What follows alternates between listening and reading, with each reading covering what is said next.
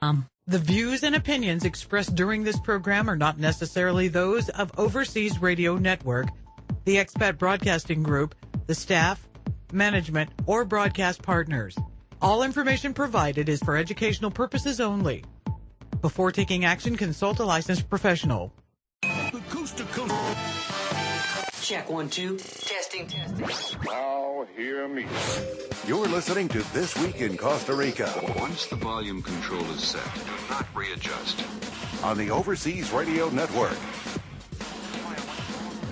This Week in Costa Rica, bringing you the latest information from expats, experts, and people just like you who chose to escape, retire, and live in Costa Rica. Listen, and decide in your own mind what sounds best. Got a question? A comment? They have to be dealt with on an altogether different level. Or just want to talk to an expert on living in Costa Rica? Oh, brother, what a way to make a living.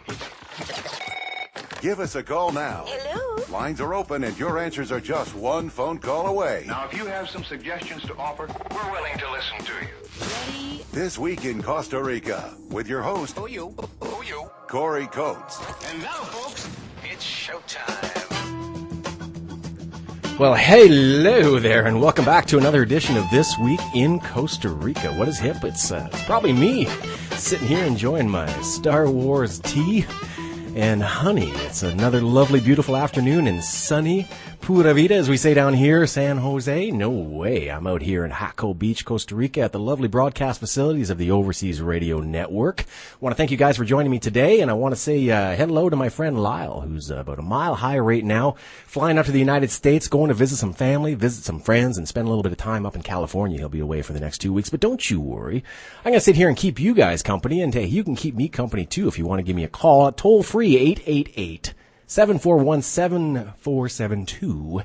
And guess what? I'm doing the Jerry Todd today. And anybody who used to watch SCTV knows what that means. That means there's a guy who's sitting in the studio right now all by himself, running the knobs, running the faders, pulling the strings, doing all the things all by himself, which means nobody is screening my calls. It's almost a dare. Go ahead and give me a call at that toll-free number. That little green light goes. I'm just going to pick it up. I'm going to put you on the air. It'll be a good time. Today I got a whole bunch of stuff coming up that I'm very, very excited about. A new segment especially coming up next. And I want to talk a little bit now about this guy that I ran into here in Costa Rica. I love following the blogs, and I love reading the news sites every morning. It's part of my morning ritual. Get up, have some nice coffee, meditate, look at the ocean, and then go ahead and get myself into the news. And it can be depressing at times because, you know, you need to know what's going on in the country where you're living and you've decided to expatriate to, as I do here in Costa Rica. But I gotta say, one of the blogs or one of the online news sources that really caught my attention in the last 5 or 6 months was one called the Costa Rican Times. And this guy, let me tell you, let me put it this way. He shies away from absolutely nothing. He goes straight to the nitty-gritty. He goes for the hard stories, and he does some real journalism. And we spoke a little bit in the last couple of weeks when we had Adam Williams from Bloomberg Business here, forgive me, on the show. We talked about what true journalism has become or what it is not here in Costa Rica. And one of the things that we made, I think, an observation about even with last week with Lyle is that many of the online news sources that we're seeing here in Costa Rica are simply reading La Nacion. If you go to nacion.com, and that's with a C, you'll see one of the local newspapers that probably does the best journalistic work that we find here in Costa Rica.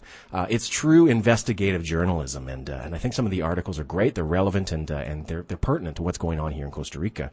And for a lot of the expat news sites and a lot of the expat blogs, they simply like to go over there, Google Translate it, do a little bit of tweaking, and then put it up on their own website and call it as their own. And for me, I mean, that's just not journalism. I mean, that's just laziness. I can Google Translate Nacion.com myself. I guess getting back to the point here is meeting with someone like Dan, who has come down to Costa Rica as an expat and looked at the situation and said, you know, I can do better than that. I can bring true investigative journalism to the foray.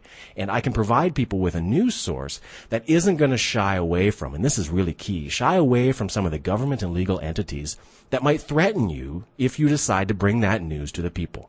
And there's a couple articles that you're going to see on there this week on the Costa Rican Times.com that are super controversial. And this guy, again, is not afraid of that. So we're going to bring him on every single week because there's two ways we can do this, you and I. We can sit down and I can expound my opinions and wisdom of the news here in Costa Rica, or I can bring on a regular guest who actually does this research, has this information, and has his ear to the ground of what's going on every week. So you can expect that second segment every week. First hour of This Week in Costa Rica, we'll be talking to Dan Stevens, the founder, editor, and the man behind the Costa Rican Times here in Costa Rica.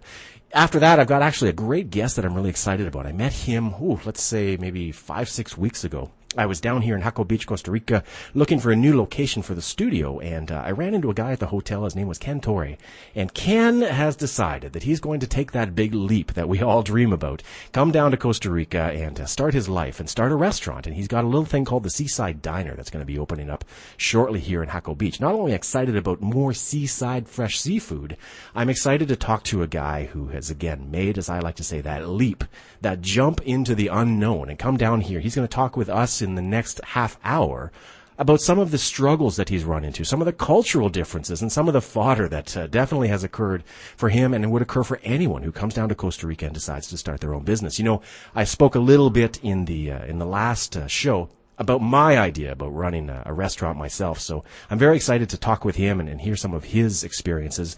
And as well, his friend Marcel is going to be joining us and providing some more information about what it's like to be here in Costa Rica, to open up a business, and to make the decision that you're going to do something that may or may not be even for you that unknown. You know, as I talk about doing my own restaurant here, and everyone does. I mean, let's be real. You sit around in your office and you say, I'm going to open a restaurant. I'm going to do this and I'm going to do that. Well, I think I'm going to really do it. I think I'm going to put my money where my mouth is, and I'm going to open that restaurant called Breakfast here in Jaco and make a go of it and report as I go along all of the good, the bad, and the ugly that does happen. On the second hour of today's show, I'm going to bring on my good friend Andrew Woodbury. I really love talking to him. I'll tell you what, I could do like 7 shows with Andrew Woodbury, and well, let's be frank, I have. And it's because Andrew is the Director of English Studies at InLingua, and it's a language center in San Pedro in San Jose on the east side. And I want to bring him on because we get a lot of email, a lot of calls, and a lot of people asking about teaching ESL, and that's English as a second language in Costa Rica. Costa Rica, as you may or may not know, is a popular destination for people who want to fly down and teach English as a second language as maybe a duck out, get out of the States for a year, or do something different. And many of them use it as a stepping stone. For example, we've often recommended Costa Rica as a great place to teach English. You may not make a lot of money, but you do have a great opportunity to maybe cut your teeth with the business, so to speak, and get yourself the experience that you need to move on to another one of those countries that might earn you a little bit more. In the meantime, I'm going to take a little bit of a break here. I'm super excited because all of my phones are lighting up green, and that's my favorite. That means that everybody's calling me and everybody's got something to say. And now, what I want you guys to do is I want you to go to that phone. Go to 888-741-7472. You can give me a call. You can talk to me. You can talk to my guest, Dan. You can talk to Ken. You can talk to Andrew. Hey, I'll put you on the air and you can even talk to yourself. It makes absolutely no difference to me. I'm going to pick up that phone in a minute, but I'm going to take a little bit of a break and have some more tea because I'm super excited. I'm all full of beans today. Must be the weather, that molten hammer in the sky beating down on me in beautiful Jaco Beach, Costa Rica. I'm loving it. As my friend up in Mexico, Henry Altman, would say, it's simply delicious today. It's just simply delicious. And you know what, Henry? You're dead right. It is simply delicious. I want you guys to hang on. I'm going to take a little bit of a break and I'm going to pick up that phone. Ooh, what is hip? Is it me? Can't be. Well, maybe. You're listening to Corey on This Week in Costa Rica. Only on the Overseas Radio Network.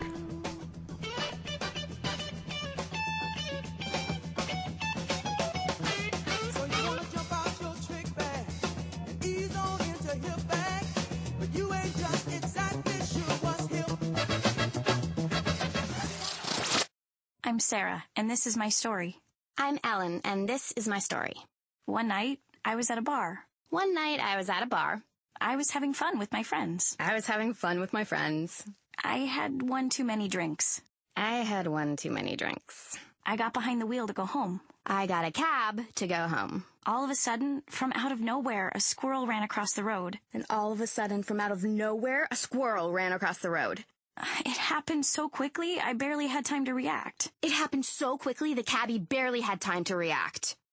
I swerved. The cab swerved. I can't believe it. I hit a guy. I cannot believe it. The cabbie just missed a guy. I wish I took a cab. Thank goodness I took a cab. You have the choice to save a life. Don't drive buzzed. It's a decision you'll never regret. Buzzed driving is drunk driving. Brought to you by the Department of Transportation and the Ad Council. This tree was never chopped down because this crutch never needed to be carved, because these legs never grew weak, because this child never got polio. Over the past 20 years, Rotary Club members have helped immunize over 2 billion children against polio. Now we're on the brink of eradicating this crippling disease once and for all. But we need your help. Thanks to an historic matching grant from the Bill and Melinda Gates Foundation, every dollar Rotary raises will work twice as hard to make sure vaccines reach the people who need it, to protect the children of the world against polio forever. This is an opportunity to end polio now. Visit Rotary.org/endpolio. Rotary. Humanity in motion. Looking to invest, live, or retire overseas? Before you pack your bags, you need to log on to NagelLaw.com. It's the only stop you need to make for global business, asset protection, estate planning, overseas residency, and citizenship needs. Our experts have experience working in 41 countries around the world. Starting a business abroad can be overwhelming without expert help. We assist clients with foreign trust, foundations, corporations, LLCs, IBCs, and property acquisition. Need help with IRA assets abroad, capital formation, foreign securities issues, banking, brokerage, or finance needs? NagelLaw.com. We ensure compliance with U.S. tax and regulatory laws. We engineer global structures to help our clients achieve their personal and business objectives. To find out about our introductory personal asset protection plan, visit NagelLaw.com. NagelLaw.com. We represent capital overseas. This Week in Costa Rica is hosted by Canadian entrepreneur Corey Coates. Corey has been living and working as a professional in Costa Rica for over 5 years.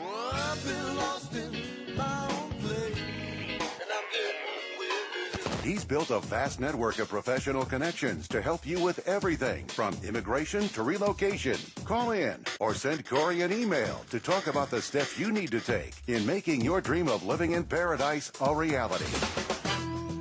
All right, welcome back to This Week in Costa Rica. Thanks for sticking around, guys. You're hanging out with Corey right now. Lyle, of course, is on a big jet plane heading up to the United States for 2 weeks to visit some family and friends, but I'm sure he's going to be back in no time. I want to give you guys that number again if you want to call in. That's 888-741-7472, and you can chat with me live. Remember, I've got no call screeners today, which means that I'm just going to pick up the phone and put you on the air. That's almost a dare. But before we get into anything, I want to bring on my new special guest today. Now This Week in Costa Rica is developing a little bit of a partnership here in Costa Rica that I, for one, am very excited about.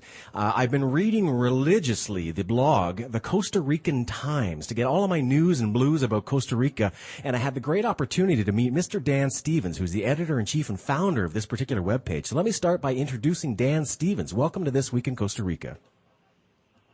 Hey, Corey. How you doing today? Fantastic. Another day in paradise, no? Yeah. It's beautiful down in Costa Rica. I'm enjoying the end of rainy season, so I can't complain, right? Absolutely. You know what I want to get to right now, Dan, is I want to let the listeners know that this is going to be a regular segment that I want to have here on This Week in Costa Rica because, I mean, you're down there in the trenches. You know the dirty. You know all the nitty-gritty that's going on, and you're doing all the journalism and hardcore reporting. So I'd like to have a segment every week on this show featuring you and your website to talk about some of the things that are happening here in Costa Rica. That sounds perfect to me. I appreciate the opportunity, Corey. Considering that this is our first segment, I'd love to give our listeners an idea of who you are, where you came from, and what brought you to Costa Rica in the first place to do this kind of work. All right, no problem. I'm originally from Texas. I came down here around 6 years ago, and I just wanted to get out of the corporate lifestyle of the United States. I wanted to come down here and see if I could pursue my dreams of living near the beach and making some money at doing this at the same time. It's been an uphill battle on the money-making part, but other than that, it is a great place to live. There are problems just like there are everywhere, but we'd like to try to smooth those out a little bit and do some honest reporting with the Costa Rican Times. Now, you've been down here in Costa Rica you came down prior to this, but you just moved down here like 6 or 7 months ago, right? Correct. I came down here when I was in college for a little bit of Spanish classes, and then have come down here and lived for about 6 to 7 months now. I'd love to talk about the concept behind your website and your blog, because you guys, you hit the ground running when you launched here in Costa Rica. I mean, within weeks, everyone was talking about the Costa Rican Times. What is the concept behind it? What are you trying to bring to the readers? What we're trying to do is to tell the truth. A lot of what the Costa Rican government does down here is they try to hide what Costa Rica really is. And we're not into trying to say, oh, it's the greenest country in the world and everything is perfect here. Yeah, there are beautiful things to see and do down here, but the major thing we want to do is not to hold anything back. And try to expose a little bit of the corruption down here when it comes to the Costa Rican government, as well as scams that are running down here, which are very, very important for us to get out of the way, because they very much harm the Costa Rican reputation.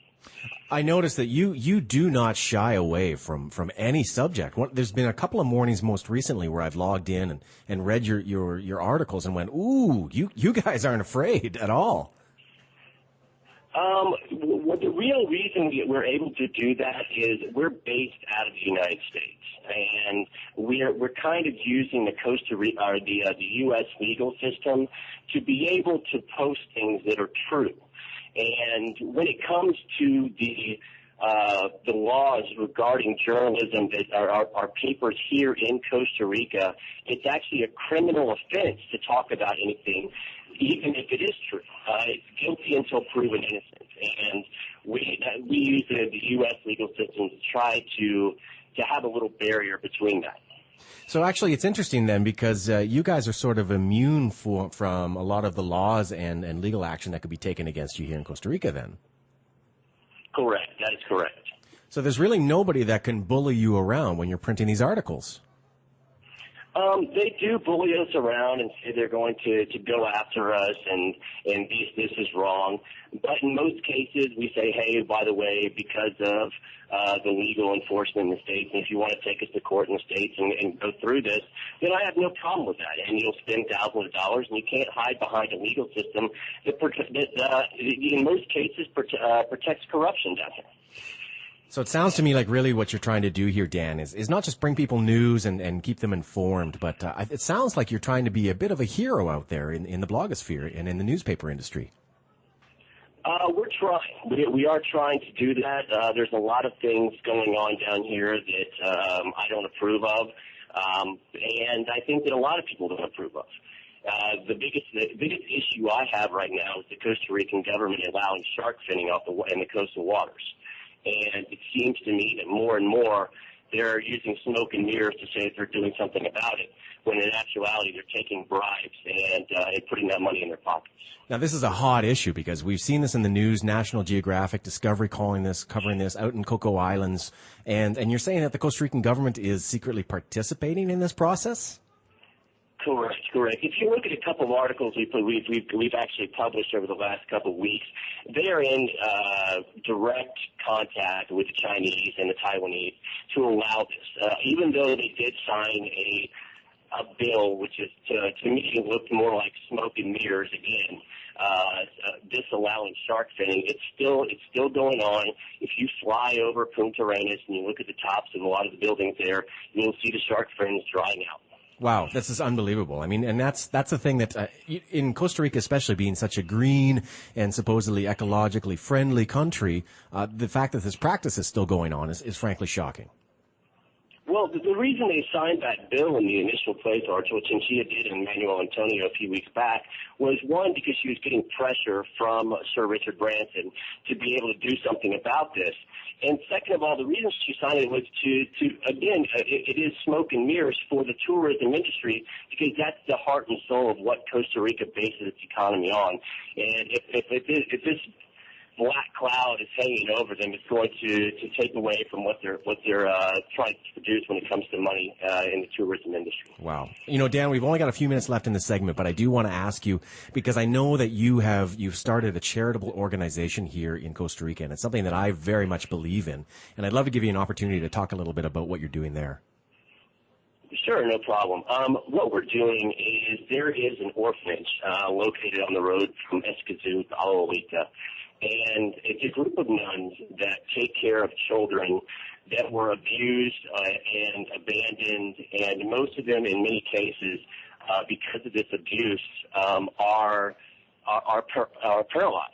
And what we're planning on doing is to try to bring them gifts. But the most important thing that they're lacking is surgical gloves. And, I mean, we do want to get them clothes for Christmas, et cetera. But a lot of the things that they need are medical supplies, which we, of course, have on our website as well. But when you go to, what I encourage people to do is actually visit and go and see these children and talk to Andrea, who was raped at 3 months old and has had 3 surgeries on her private areas just to try to get over what her father did to her. And there's so many kids there that have so much love in their heart, and we're trying to reach out to the community and support this cause. And we're not trying to just do it for Christmas. We want this to be a year-round thing and try to get more and more people to come and visit the children and show them that they really are cared for and loved. Dan, you're doing great things down here, and I'm super happy that This Week in Costa Rica and Overseas Radio will be affiliated with you moving forward. I'm going to put all the links to the Costa Rican Times up on thisweekincostarica.com so you guys can get over there easily and read these great articles. And Dan, I want to thank you very much for coming on today, and I'm looking forward to talking to you next week.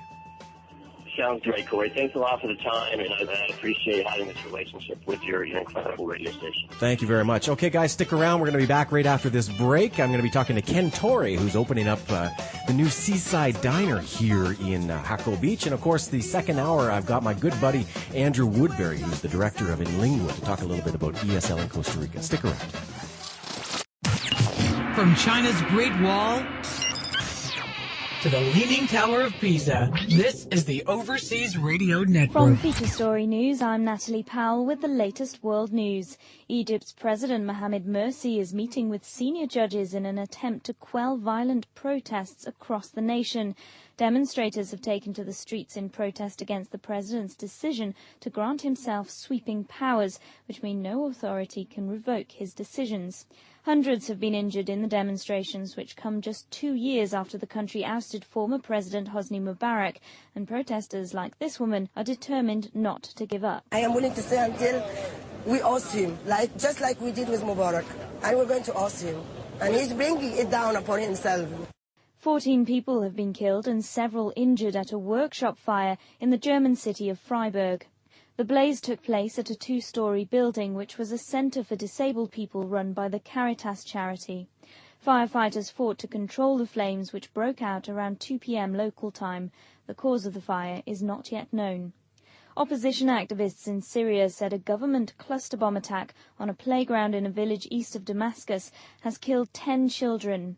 Unconfirmed videos posted on the internet appeared to show cluster bombs on the ground of a playground and mothers grieving over children's bodies.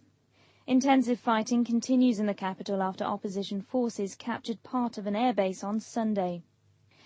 British Chancellor George Osborne has named the new governor of the Bank of England as Canadian Mark Carney. Mr. Carney is the governor of the Canadian Central Bank, and his appointment came as a bit of a surprise. Mr. Osborne explained to the House of Commons why Mr. Carney was chosen for the position. I have made my recommendation to the Prime Minister, who in turn has made the same recommendation to the Queen. She has today approved the appointment, and I can tell Parliament and the public that the next governor of the Bank of England is to be Mark Carney. He is currently governor of the Central Bank of Canada and chair of the world's Financial Stability Board.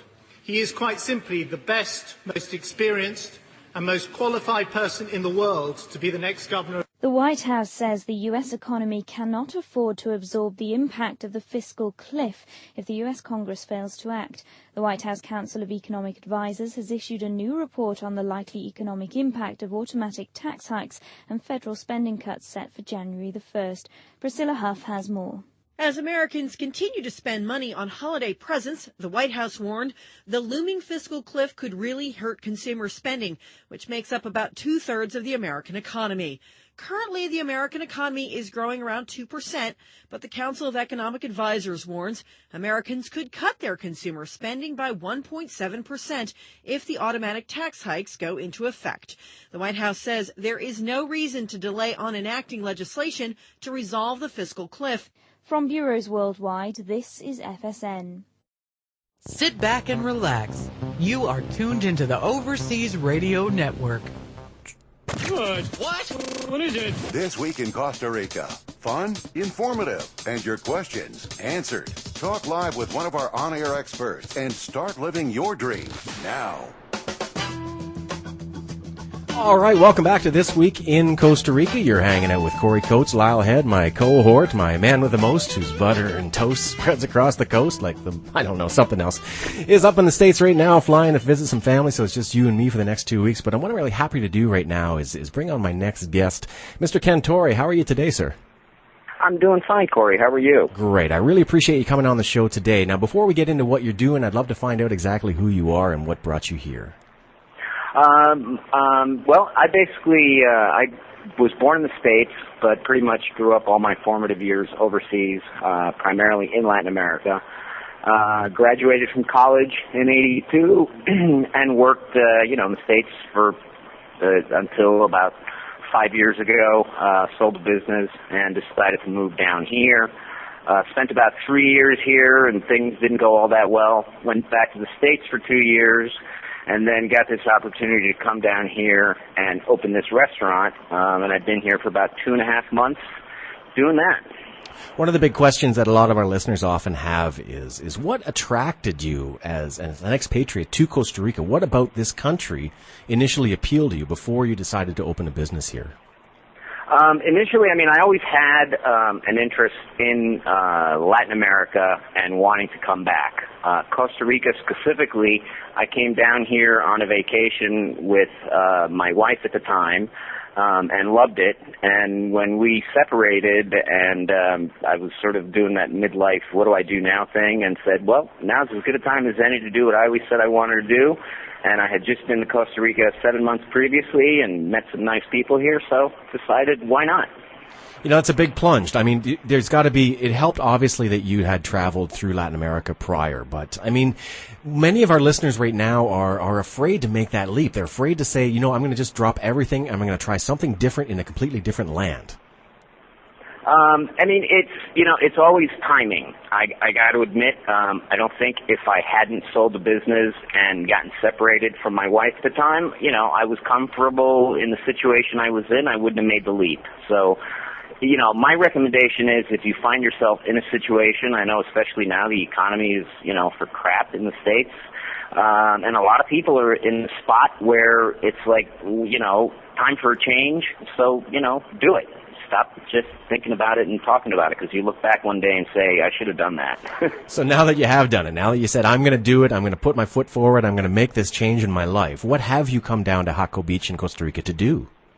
I came down because I answered an ad for opening a restaurant, which we are opening next Thursday night here in Jaco, the Seaside Diner. It's a seaside-style bistro. It's one of the few places here in Jaco. We're not on the beach, but we're just off the beach and actually have beach view.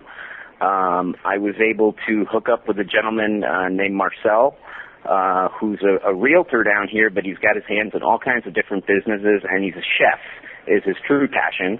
And he'd opened this restaurant previously, but had not been able to afford it the time because he's got so many things on his plate. So he sort of operated it seasonally, and now he was looking to make it a year-round full-time venture. But since he didn't have the time to, be in it full-time, he was basically looking for someone to do that. I answered the ad, and here I am. Sounds to me like you did. What we advise on this show for a lot of our listeners is to first, come down and discover what your passion is going to be and look for that right place to do it. So you knew Costa Rica, but also you made the right move, I think, to find a contact, a liaison, someone you can trust here in Costa Rica to help you get your business off the ground and do it right. Absolutely. I mean, I have a restaurant background, and I speak the language absolutely fluently, the same as English, because of my growing up in Latin America, and I understand the culture, but I had never lived here as an adult and tried to set up a business.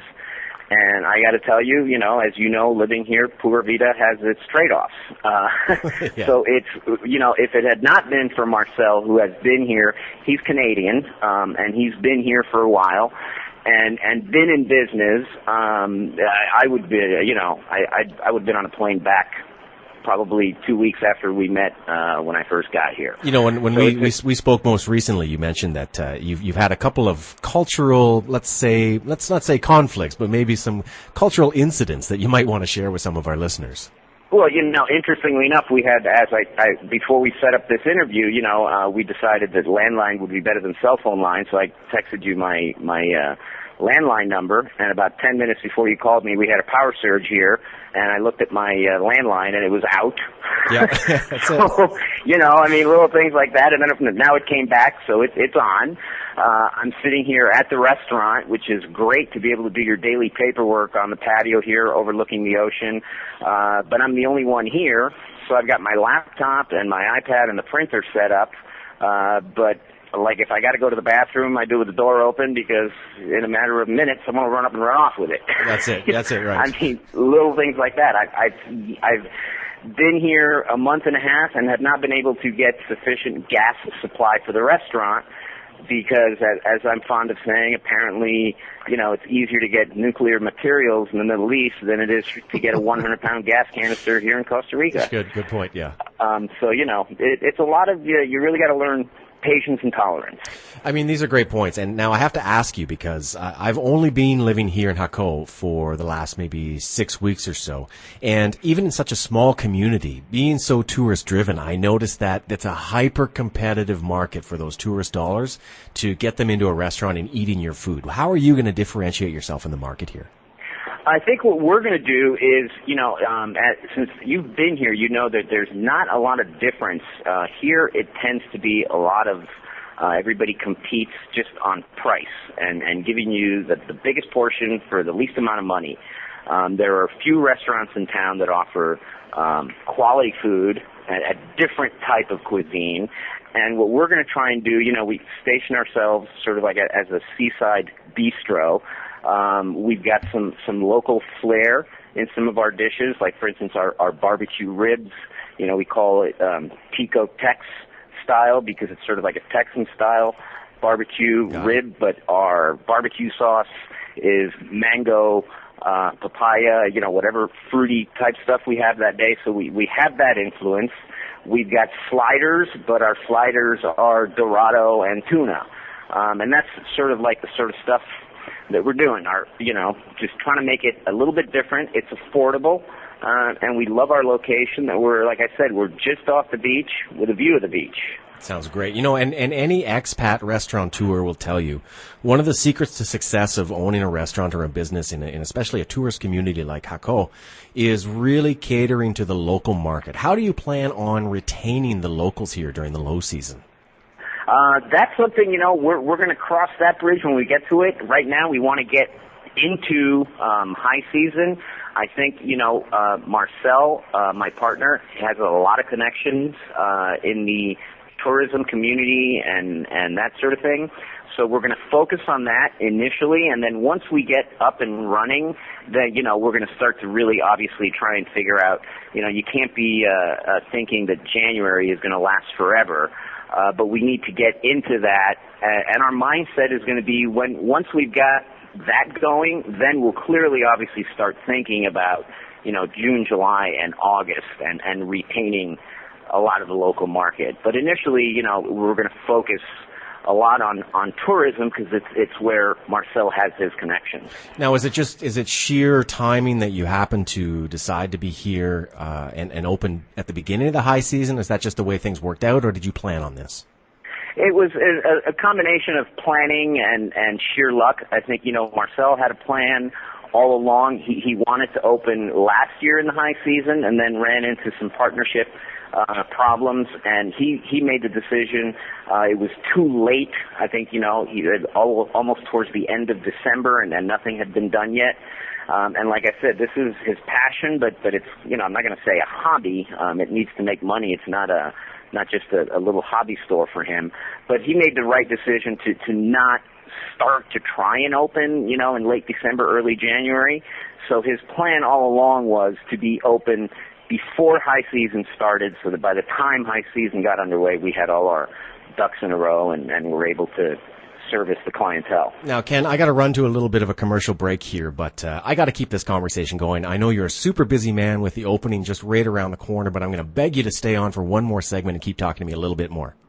Sure, I can do that. I greatly appreciate that, because what I'd love to do here, and again, guys, we're talking to Ken Torrio. He was an American, came down here and is opening up a new restaurant in Jaco Beach, Costa Rica. I'd love to delve into a little bit some of the cultural issues that he has maybe run into. He did mention he's been down to Costa Rica before and he knows the culture a little bit. But at the end of the day, when you move here and you open a business here, it's a whole other ball of wax. So I'd love to do that. If you guys want to call in and participate in this conversation, you certainly can. That's 888-741-7472. And I'll bring you on the air and we'll chat with Ken Torrio. After this break, we're going to have Marcel come on as well, who's his business partner and chef, and chat about the new Seaside Diner that's opening here in Jaco Beach, Costa Rica next week. In the meantime, I'm going to take a bit of a break, give you some commercials. You're listening to This Week in Costa Rica on the Overseas Radio Network, where everything is super, super hip.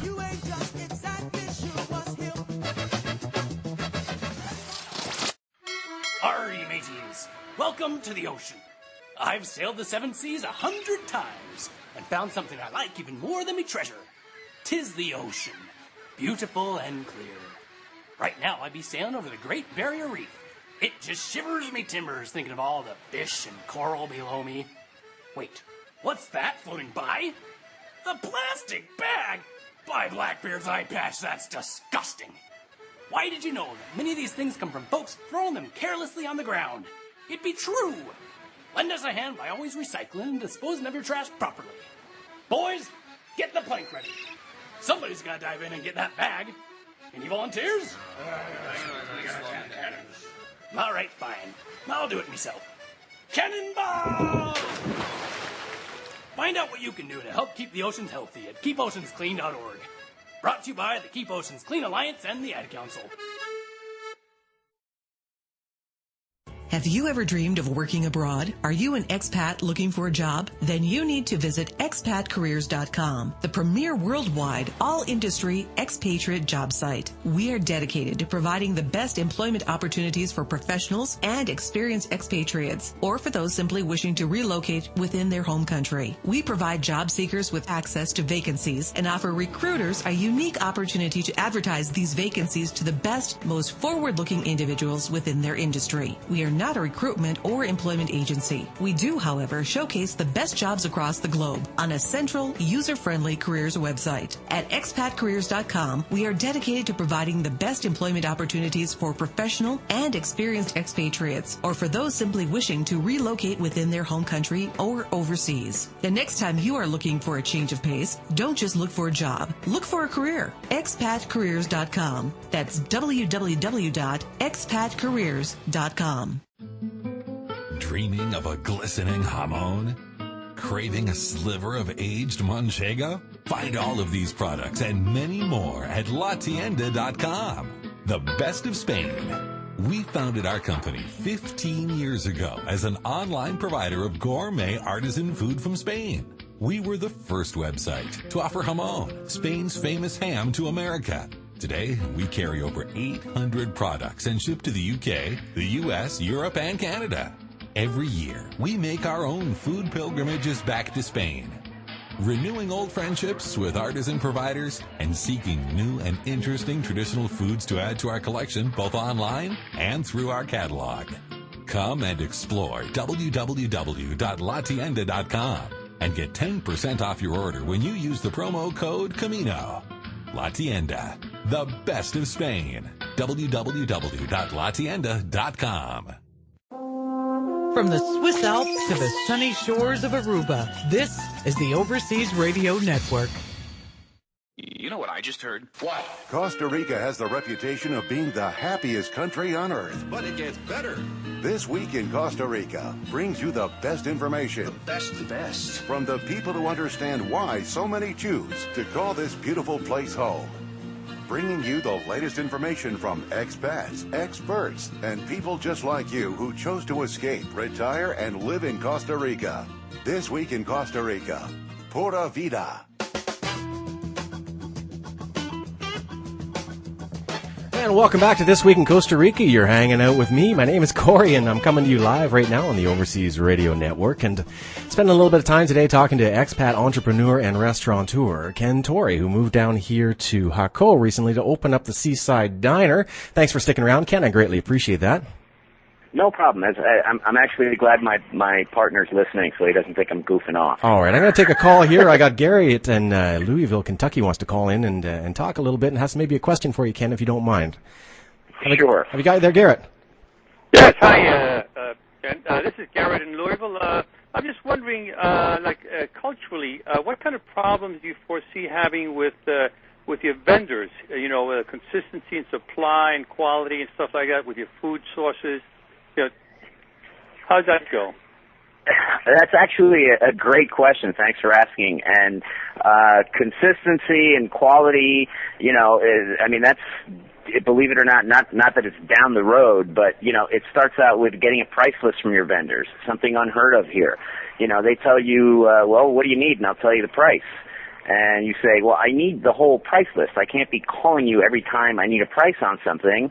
And they look at you, like you just asked him for his sister's phone number. It's like, that's just not the way that it's done here. And then, consistency and quality, so far has not been an issue. We use a lot of fresh stuff.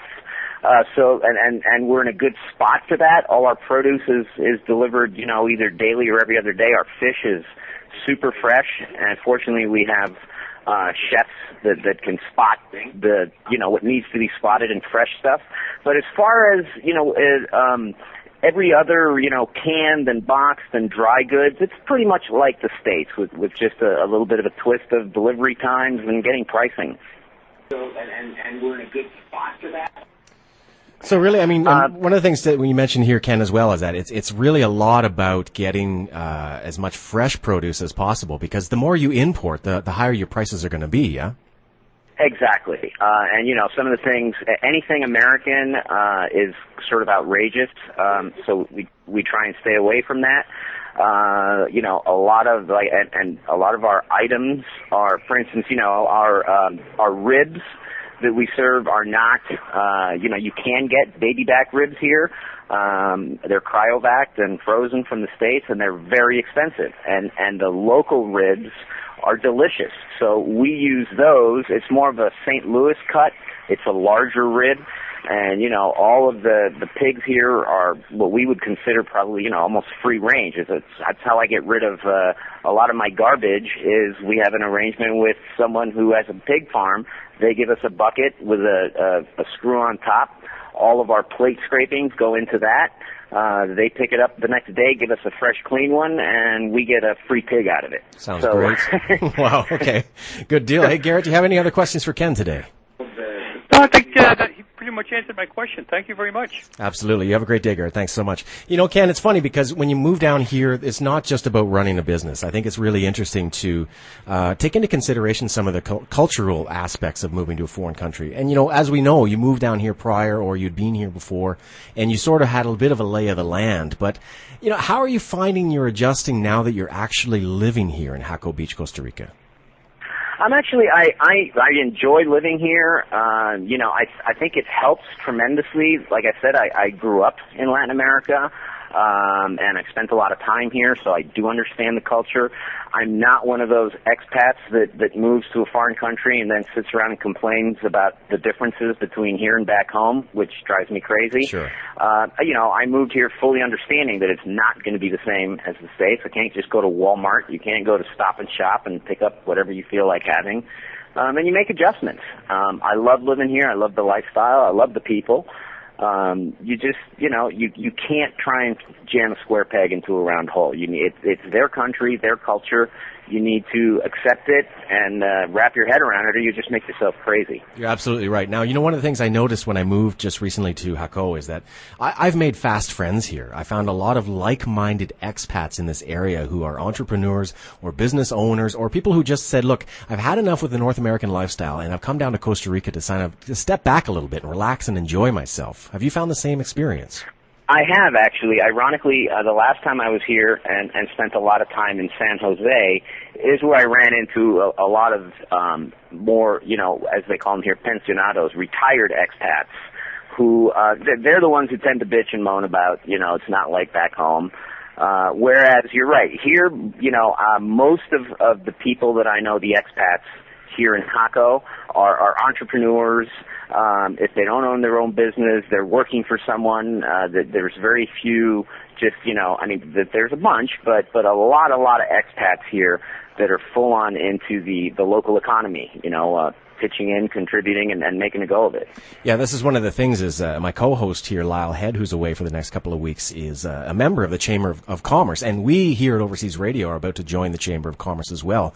Because one of the things we found is that in such a young expat population, such a burgeoning population here in Jaco, is that, raising their families and being part of this community, they care so much that, improvement of Jaco is really number one on their agenda.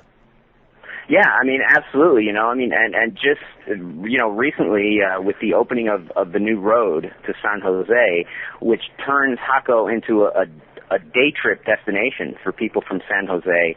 And I think, the community, and by that I mean, the government of the city has not really done a whole lot to market that. And I see a lot of entrepreneurs are doing that. It's a big change for our community here to be able to have people from San Jose hop on a bus in the morning, spend the day here, and hop on a bus and go home. That was something that before the new road was just not feasible because it was a 2.5, 3 hour drive one way. And people like Marcel, my partner, he's got his hands in real estate. He does charter boat stuff, restaurant, and he's been down here for a while, and full on into all kinds of aspects of entrepreneurship in the old-fashioned sense. Now, the thing is, we had a guest on last week who's been doing some work out on the Caribbean side of Costa Rica. And it's funny, I got some feedback and some email about that particular episode because what he said is, I can rhyme off in 10 seconds, 10 opportunities in Costa Rica to open and run a business. And a lot of people thought, he's got to be exaggerating the situation. But you mentioned Marcel and yourself and individuals who are doing multiple things. It's not out of necessity so much as that there are so many opportunities here. You just want to jump on them all. Absolutely. I have a young Tico friend who lives in San Jose who's in the process now of putting together what we would have, a food truck, but as we know in the States now, the newfangled food trucks, right, super interesting and different.